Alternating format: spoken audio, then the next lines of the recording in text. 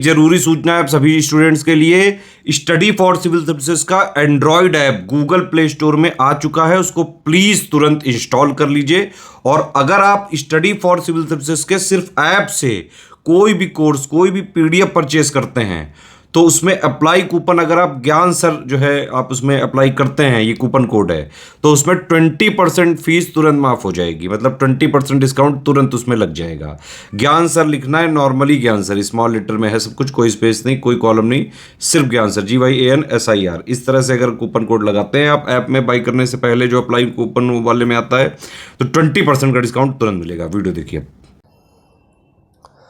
नमस्कार साथियों, स्वागत है आप सभी का स्टडी फॉर सिविल सर्विसेज में। ये क्लास है हमारी एनिशेंट इंडिया की, और एनिशेंट इंडिया में आज हम लोग डिस्कस करेंगे मगध का एक बहुत ही महत्वपूर्ण राजवंश जिसका नाम है नंद वंश। और नंद है भारत का प्रथम गैर क्षत्रिय वंश, ध्यान रखना।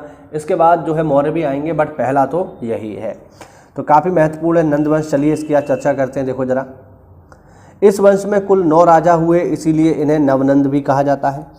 पुराणों में कहा गया है कि महापद्म नंद राजा थे, बाकी 8 उनके पुत्र थे। नंद वंश की स्थापना महापद्म नंद ने की। भारतीय इतिहास में पहली बार एक ऐसे साम्राज्य की स्थापना हुई जो कुलीन नहीं था, कुलीन मतलब उच्च कुल का नहीं था, तथा जिसकी सीमाएं गंगा के मैदानों को लांघ गईं, ध्यान रखना, ठीक है। और महापद्म नंद देखिए बहुत ही महत्वपूर्ण है। मैं आपको बता दूं, महापद्म नंद ही वो व्यक्ति है जिसको पुराणों में एक राट की उपाधि प्रदान की गई है। एक राट, एक राट व्यक्ति कौन होता है? तो देखिए, जो सभी दिशाओं को, पूर्व पश्चिम उत्तर दक्षिण मध्य, जो सभी दिशाओं को जीत लेता है, ऐसे विशाल साम्राज्य के स्वामी को कहा जाता है एक राट। और पुराणों में ये उपाधि केवल और केवल दी गई है महापद्म नंद को। तो इससे आप अंदाजा लगा लीजिए कि कितने महत्वपूर्ण व्यक्ति हैं ये, ठीक है। नंद वंश ऐसा पहला वंश था जिसने बड़े पैमाने पे आहत सिक्के जारी किए। आहत सिक्के क्या होते हैं? आहत सिक्के ऐसे सिक्के होते हैं जिन पर किसी मुद्रा का मूल्य अंकित नहीं होता, बल्कि कोई मोहर लगी होती है, ठीक है, ध्यान रखना। नंद राजवंश भारत में शासन करने वाला पहला गैर क्षत्रिय वंश था, और यह 345 से 321 ईसा पूर्व तक चला। इसका पहला शासक महापद्म नंद था, जिसने कालाशोक के सिंहासन को हथिया लिया। चलिए बात करते हैं महापद्म नंद की। महापद्म नंद क्षत्रिय पिता तथा शूद्र माता की संतान था। महापद्म नंद अपनी विशाल सेना के कारण पाली ग्रंथों में उसे उग्रसेन के नाम से जाना जाता है। महापद्यपति, उग्रसेन तथा एक राट महापद्म नंद की उपाधियां हैं। मैंने अभी बताया था ना, एक राट। ब्राह्मण ग्रंथों के अनुसार वह निचली जाति से संबंधित था, या कम से कम गैर क्षत्रिय जाति का था, जबकि पुराणों के अनुसार वह शिशुनाग वंश के राजा तथा एक शूद्र औरत का पुत्र था। इसीलिए नंदों को अधार्मिक माना जाता था। बौद्ध ग्रंथों के अनुसार नंदों का वर्णन अन्नत कुल से किया जाता है। अन्नत मतलब जो अच्छे कुल का ना हो, उन्नत अच्छे कुल का, अन्नत इसका विपरीत हो गया। वह भारत का प्रथम साम्राज्य निर्माता, एक राट होने का दावा करने वाला, एकमात्र ऐसा शासक जिसने अन्य सभी शासकों को नष्ट कर दिया तथा क्षत्रियों को जड़ से उखाड़ फेंकने वाला सर्व छात्रांतक था। ध्यान रखना, सर्व छात्रांतक की उपाधि किसकी है? महापद्म नंद की, जिसने क्षत्रियों को समाप्त कर दिया। अगला पॉइंट देखिए, अगला पॉइंट है इसमें, उसने कलिंग को मगध से जोड़ा और एक जिन की मूर्ति को विजय के रूप में, प्रतीक के रूप में लेकर के आया।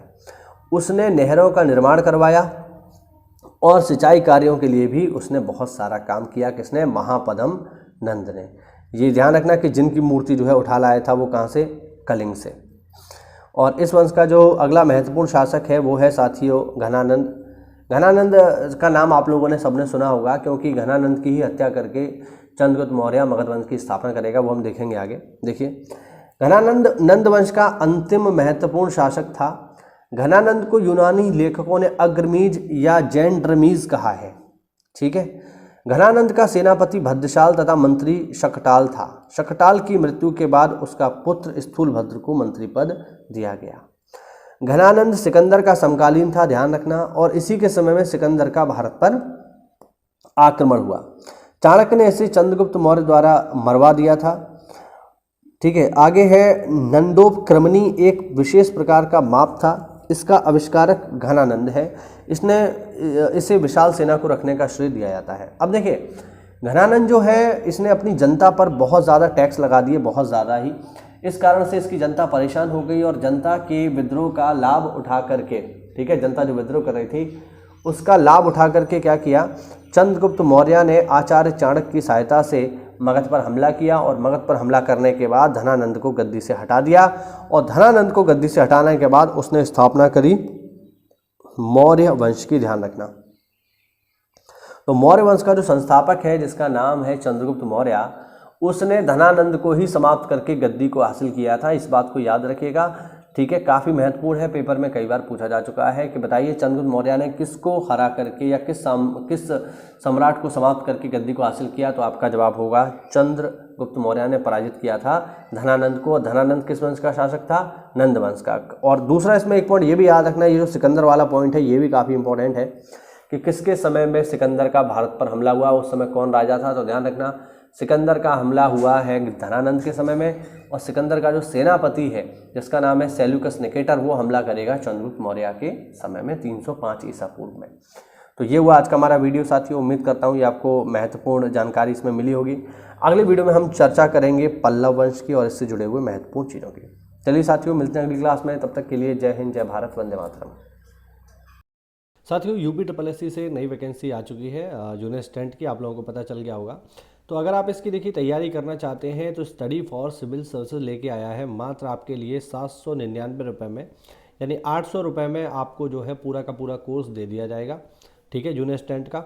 इस कोर्स की क्या क्या खास बात होगी मैं आपको बताता हूँ। इसमें सारे के सारे आपको रिकॉर्डेड लेक्चर मिलेंगे, ठीक है। इसके अलावा जो भी लेक्चर आपको रिकॉर्डेड मोड में दिए जाएंगे, लाइव क्लास के माध्यम से दिए जाएंगे, उनकी PDF भी आपको मिलेगी, ठीक है। तो मात्र 799 रुपये में आपको रिकॉर्डेड क्लासेस, लाइव क्लासेस, इसके अलावा लाइव क्लास की PDF आपको दी जाएगी।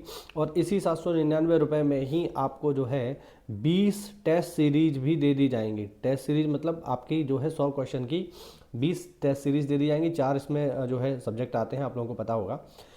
तो 20 टेस्ट सीरीज भी आपको इसमें दे दी जाएंगी। मात्र 799 रुपये में कंप्लीट स्टडी मटेरियल आपको मिल जाएगा। तो अगर आप इसे लेना चाहते हैं तो नीचे दिए गए नंबर पे कॉल करके आप हमसे जुड़ सकते हैं और इस कोर्स को लेकर के आप ज्वाइन कर सकते हैं। बहुत ही बड़ी वैकेंसी है जूनियर असिस्टेंट की, आज ही तैयारी करिए और इसमें अपना सफलता प्राप्त कीजिए।